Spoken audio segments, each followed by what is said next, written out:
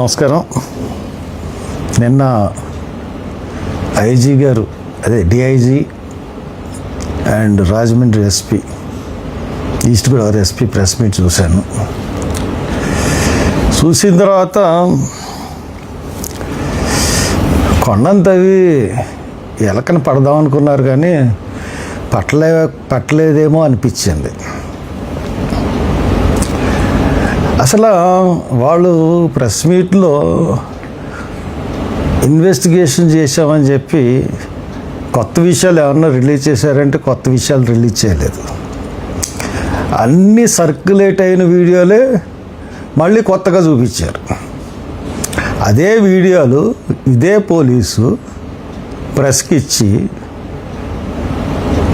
మా exclusively this TV అని వాళ్ళు వేసుకున్న తర్వాత మళ్ళీ అయ్యే వీడియోలు అన్నీ ఒక చోట చేర్చి ఇచ్చారు. కొత్తగా ఏంటంటే హైదరాబాద్ వీడియోలు వచ్చినాయి. ఏ వీడియోలో కూడా ఆయన ఫేస్ అన్నది ఎక్కడ క్లారిటీ అన్నది రాలేదు. 100% చెప్తున్నాను. నేను చాలా చూశాను. నిన్న ఎందుకు పెట్టలేదంటే నేను జర్నీలో ఉన్నాను ప్రెస్ మీట్ అయ్యే టైంకి. సరే ఒక 24 గంటలు సంతోషపడినిద్దాం, పోలీస్ డిపార్ట్మెంట్ని చాలా బెదిరించేస్తున్నారు కదా, అందరూ బెదిరిపోయి వీళ్ళ గురించి అగెనిస్ట్గా వాళ్ళు ఇన్వెస్టిగేషన్కి ఎవరో సమాధానం చెప్పలేదు, మేము రైటు అనుకొని అన్న ఉద్దేశంతో నేను కూడా ఆగాను. ఎందుకంటే నేను అహ్మదాబాద్ వెళ్ళాను. అహ్మదాబాద్ నుంచి హైదరాబాద్లో 2 రోజులు ఉన్నాను. 2 రోజులు ఎక్కడెక్కడ తిరిగానో నా గూగుల్ చెక్ చేసుకుంటే, నా గూగుల్ లొకేషన్ చెక్ చేసుకుంటే పోలీసులు తెలుస్తుంది నేను హైదరాబాద్లో ఏమేం చేశాను, ఎక్కడెక్కడికి వెళ్ళాను అన్నది తెలుస్తుంది. బట్ వన్ థింగ్ నేను అడుగుతా ఉన్నాను, అసలు విజయవాడ కొవ్వూరు ప్రోగ్రాంని ఫిక్స్ చేసింది ఎవరు? అసలు యాక్చువల్ షెడ్యూల్లో ఈ డేట్స్లో ప్రవీణ్ మహారాష్ట్ర పూణే వెళ్ళాలి. అటువంటిది ఆ programme as per the schedule ఇది సడన్గా ఫిక్స్ చేసి విజయవాడ నుంచి కొవ్వూరు నుంచి బలవంతంగా ఆయన్ని ఫోర్స్ చేసి ఎవరు రప్పించారు? ఇది నేను హైదరాబాద్లో తెలుసుకున్న విషయం. ప్రవీణ్ పగడాల ఆయన బండి మీద రావడానికి గల కారణం బండి ఇక్కడికి పెట్టేద్దాం అన్న ఉద్దేశం కూడా ఉంది. బట్ ఆయన ఫ్రెండ్ ఒక ఆయన మోటార్ సైకిల్ బాగు చేయించుకుంటూ ఉంటుంటే, ఆయన కారు రాజమండ్రిలో ఉండిపోయింది, మోటార్ సైకిల్ బాగు చేయించుకుంటూ ఉంటుంటే వెళ్ళి, హలో మీరు ఇక్కడ ఉన్నారు అంకుల్ అని చెప్పి నా కారు వాడుకోండి అని కారు ఇచ్చేసి, నువ్వెలాగ వెళ్తా అంటే వెళ్ళొద్దు బాబు అంత దూరం అంటే, లేదు బండి అక్కడ పెట్టేస్తాను. అంతకుముందు అదే ఆయనకి నువ్వు మహారాష్ట్ర లాస్ట్ టైం మిస్ అయ్యారు కదా, మీరు ఎందుకు రాలేదు, రండి అని చెప్పినైనా సడన్గా ఎందుకు మార్చుకున్నావు బాబు అంటే వాళ్ళు బలవంతం చేస్తున్నారు అంకుల్ అని చెప్పేసి ఈ సడన్గా ఈ మార్పు అయింది. అసలు విజయవాడలో ఎవరు పిలిచారు, కొవ్వూరులో ఎవరు పిలిచారు? అసలు ఆ బండి మీద రావడానికి గల కారణం విజయవాడలో మీటింగు, కొవ్వూరులో మీటింగు. అది పోలీసులు ఎక్కడా కూడా డిస్క్లోజ్ చేయలేదు. అసలు విజయవాడ ఎవరు పిలిచారు, కొవ్వూరు ఎవరు పిలిచారు? మీటింగులకు వెళ్తున్నవాడు తాగేసి మీటింగులకు వెళ్తాడా? మీటింగులకి అని చెప్పి వెళ్తున్నవాడు తాగేసి వెళ్తాడా? పోనీ 2 బీర్లు 2 క్వార్టర్లు కొన్నది అంతే కదా, 950 రూపాయలకు వచ్చేది. ఆఫులు రావు కదా, వస్తే లేకపోతే శాంపిల్ బాటిల్ బండి మీద ఎక్కడో తాగేశాడు. అసలు మంచినీళ్ళు తాగకుండా హైదరాబాద్ నుంచి రాజమండ్రి వరకు ఎలా ప్రయాణం చేశాడు ఒక వ్యక్తి? ఇంత ఎండలో ఎక్కడ మంచినీళ్ళు బాటిల్ అన్న సబ్జెక్టు ఎక్కడ రాలేదు. మరి పోలీస్ ఇన్వెస్టిగేషన్లో మంచినీళ్ళు తాగకుండా అంత దూరం ప్రయాణం చేయగలదా అన్నది మరి వాళ్ళే చెప్పాలి. అనదర్ థింగ్ ఏంటంటే ఎక్కడ తాగినట్టు ప్రూవ్ లేదు. పోనీ పోస్ట్ మార్టంలో వాళ్ళు చెప్పింది ఏంటంటే పోస్ట్ మార్టంలో ఆనవాళ్ళు ఉన్నాయి. ఈ ముక్క ఎప్పుడు చెప్పాలంటే పోస్ట్ మార్టం అయిన వెంటనే చెప్పాలి. ఇమీడియట్గా ఇతను ఇంట్రాగేషన్ సిచ్యుయేషన్లో ఉన్నాడు అన్న మాట పోస్ట్ మార్టం అయిన వెంటనే చెప్పాలి. ఈ కథలన్నీ అల్లి మళ్ళీ ఇంకొక ఏంటంటే అంతకుముందు కూడా మార్చిలో ఈయన ఇక్కడ కొన్నాడు అంటే రాజమండ్రిలోనే మందు కొంటాడా? హైదరాబాదులో ఆయన మందు కొండ. ఆయన ఆఫీసు ఫస్ట్ ఫ్లోర్లో ఉంటే కింద ఫ్లోర్లో, సెకండ్ ఫ్లోర్లో ఉంటే కింద ఫ్లోర్లో పెద్ద మందు షాప్ ఉంది హైదరాబాద్లో. ఆయన ఆఫీసులో ఆయనే ఎండి ఆఫీస్కి, కానీ ఎండి రూమ్కి సపరేట్గా కుర్చీ టేబుల్ లేవు. వర్కర్స్తో పాటు కూర్చుంటాడు, వాళ్ళ స్టాఫ్తో పాటు పనిచేస్తాడు. స్టాఫ్తో పాటు కూర్చుని మాట్లాడొస్తాడు ప్రతిరోజు. అటువంటి ఉన్నత భావాలు కలిగిన వ్యక్తి ప్రవీణ్ పగడాల. తాగడం అన్నది అసలు లేనే లేదు. తన హ్యాబిచువల్ డ్రింకర్ కానే కాదు. ఎక్కడైనా సరే వాళ్ళ ఫోన్పేలో, ఆయన ఫోన్పేలో హైదరాబాదులో మద్యం కొన్నట్టుగా ఎక్కడన్నా ఉందా? ఎక్కడో పట్టుకుని రాజమండ్రిలో ఏదో వైన్స్లో కొన్నారు అని చెప్తా ఉన్నారు. ఆయనకు కొన్నాడు, పక్కనున్న ఎవరికన్నా అడిగితే కొని ఇచ్చాడు. అతను ఉంటున్న ఏరియా కొంచెం ఆ లొకాలిటీ అటువంటి లొకాలిటీ. మరి అక్కడ ఎందుకు తీసుకున్నట్టే వాళ్ళందరినీ మారుద్దామన్న ఉద్దేశం ఏమో తెలియదు మనకి. అటువంటిది అది ఏదో ఉన్నట్టు అతనికి హ్యాబిచువల్ అన్నట్టు. అయినా ఒక 4 బీర్లు, ఒక 4 విస్కీలు కొని, ఒక విస్కీ 3 జిన్లు కొని, ఒక రమ్ము కొని అంత దూరం ఎవడన్నా ప్రయాణం చేయగలడా? కామన్ సెన్స్ అన్న ఉండాలి కదా. ఎంత తాగుబోతైనా సరే ఇంత తాగిన తర్వాత డ్రైవ్ చేయగలడా? ఆర్ఆర్గా తాగినా కానీ అంటే ఒకటి ఏంటంటే కాక్టైల్ అంటారు, ఒక 2 మిశ్రమాలు బీరు జిన్ను కలిపితే దాని కాక్టైల్ కిక్ ఎలా ఉంటుందంటే చాలా భయంకరంగా ఉంటుంది. అది తాగిన తర్వాత అసలు ఆ బండి కాదు కదా, ఏం మూవ్ చేయలేడు. ఇంకొక విషయం, ఒక వీడియోలో వెళ్ళిపోతున్నాడు, పడిపోయాడు, బస్సు తప్పించుకుని వెళ్ళిపోయింది, అక్కడే అయిపోవాల్సింది అని చెప్పారు. అంత ఫాస్ట్గా వెళ్తున్న బండి సడన్గా బ్రేక్ వేసి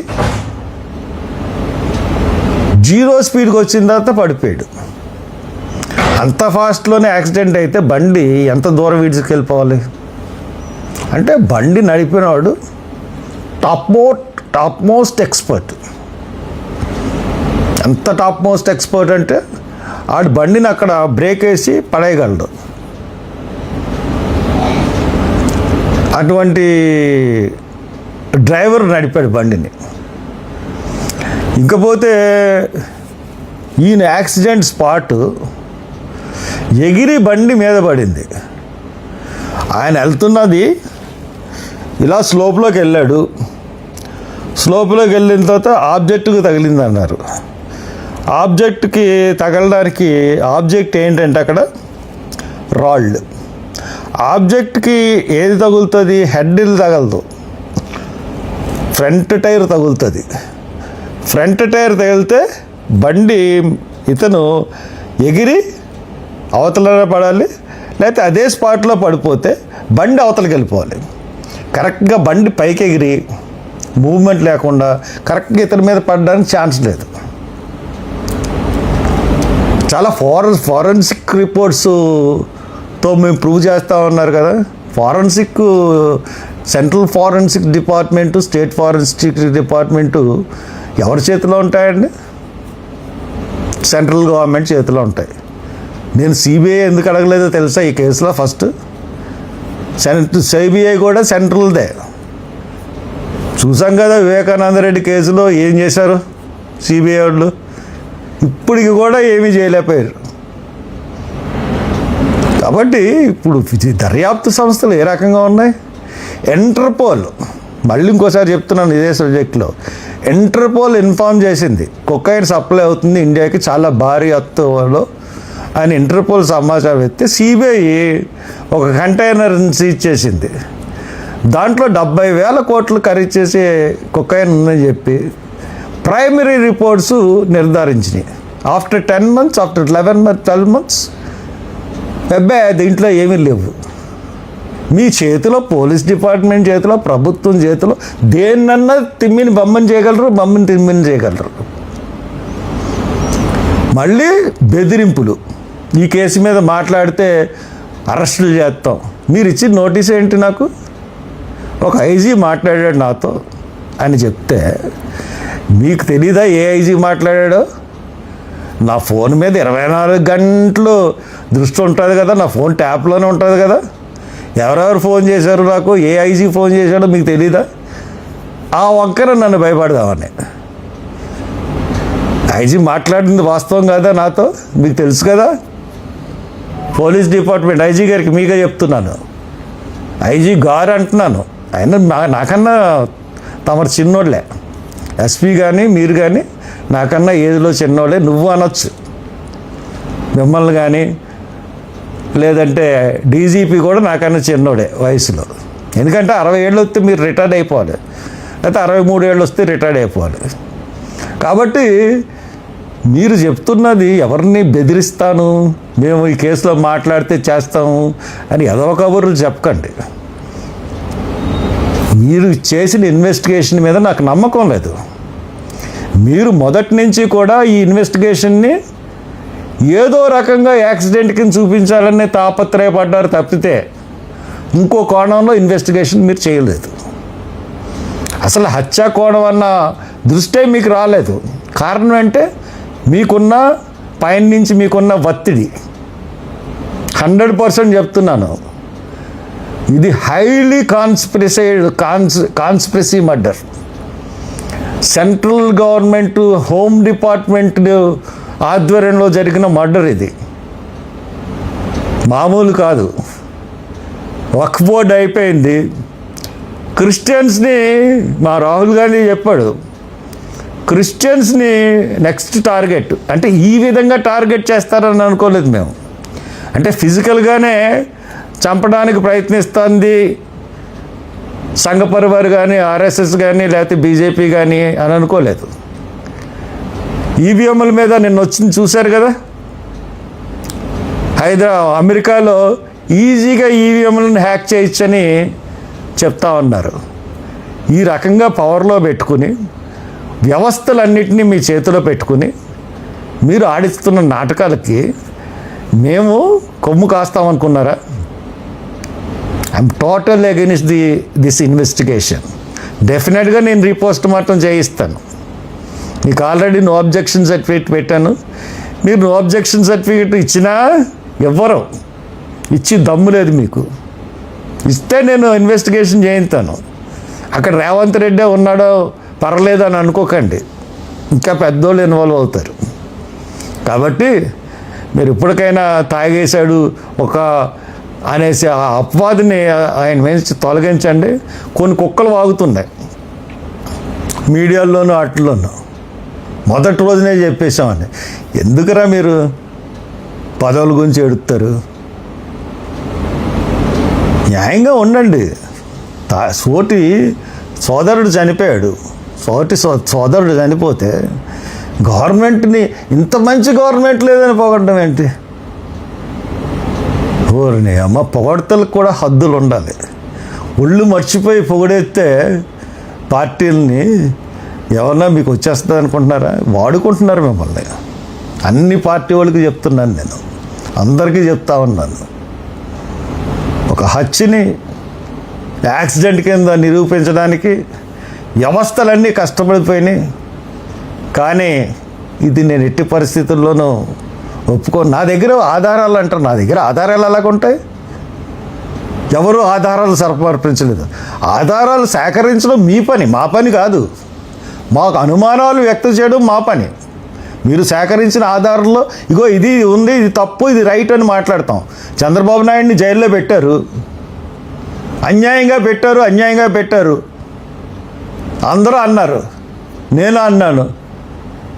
జగన్ గవర్నమెంట్ ఏమన్నా మీకు అన్యాయంగా పెట్టారంటున్నారు, మీ దగ్గర ఏమైనా ఆధారాలు ఉన్నాయని అడిగిందా గవర్నమెంట్?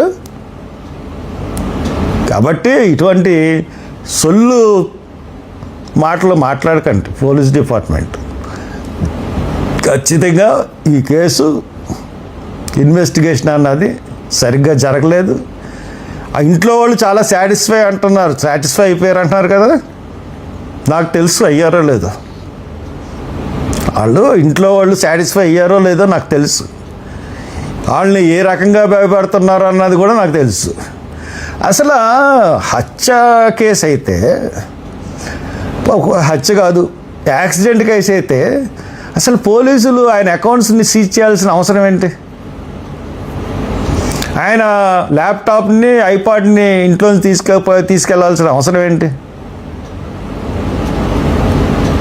వాళ్ళకి రక్షణ కల్పించారా? ఏమీ లేకుండా ఇష్టానుసారంగా ఇన్వెస్టిగేషన్ ఇష్టానుసారంగా చేసేసి మళ్ళీ దీని మీద ఎవరన్నా మాట్లాడితే మేమన్నా రెచ్చగొడుతున్నావా? నా మాటల వల్ల రెచ్చిపోతుంది ఎవరు? నేను ఎవరిని ఆరోపిస్తున్నాను? నేను ఆరోపించింది పోలీస్ డిపార్ట్మెంట్ని, గవర్నమెంట్ని. ఇతర మతస్థులను కానీ ఇతర కులాలను కానీ ఎవరిని నేనే రెచ్చగొట్టి మాటలు లేవు నా దాంట్లో. మీరు చేస్తున్నది తప్పు, మీ ఇన్వెస్టిగేషన్ తప్పు. కరెక్ట్ ఇన్వెస్టిగేషన్ చేయండి. అది హత్యగా ఎవరు చేశారన్నది కనిపెట్టాల్సింది పోయి యాక్సిడెంట్ అని నిరూపించడానికి మొదటి నుంచి ప్రయత్నం. నన్ను బతికినాడారు, సార్ ఇది చూడండి ఇది యాక్సిడెంట్ ఫస్ట్ డే అని. ఇది కాదు అని చెప్పి బయటకు వచ్చి చెప్పాను. ఇది హత్యని యాక్సిడెంట్ అని చెప్పమంటున్నారు, కాదు అని చెప్పాను. కాబట్టి నన్ను బ్రైబ్ చేయలేరు, నేను నమ్మింది నన్ను కాదని చెప్పించలేరు. నేను నమ్మింది ఖచ్చితంగా చెప్తాను. కాబట్టి ఎవరైతే ప్రవీణ్ పగడాల విషయంలో పోలీసులు దర్యాప్తు సమంజసంగా లేదనుకుంటున్నారో అందరూ కూడా నోరు లేపండి. ఎవ్వరికీ సాటిస్ఫాక్షన్ లేదన్న విషయం నాకు తెలుసు. వాళ్ళు చేస్తున్నది బోటపుకు ఇన్వెస్టిగేషను. ఇంతకుముందు రిలీజ్ చేసి అదే వీడియోలు, ఒకసారి ఆ వీడియోలన్నీ బోటకమని ఐజీ చెప్పి మళ్ళీ అయ్యే వీడియోలు తీసుకొచ్చి press meet. This is nonsense press meet, nonsense investigation. But investigation ఏ రకంగా మళ్ళీ ముందుకు తీసుకెళ్తా అన్నది చూద్దిరు కానీ. Thank you.